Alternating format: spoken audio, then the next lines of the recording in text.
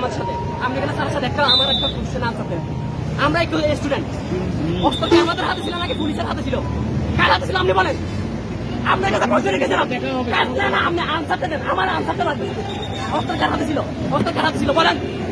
আমার হাতে ছিল নাকি পুলিশের হাতে ছিল? না আপনি আপনি আপনি আনসারটা দেন, আপনি আনসারটা দেন। আমার নিরাপত্তা বাহিনীর কাছে অস্ত্র থাকবে। নিরাপত্তা বাহিনীর কাছে অস্ত্র থাকবে, তাই বলে এরকম সাঁতালি স্টুডেন্টের কাছে গুলি করতে পারবে না, এটার অধিকার দেয় না।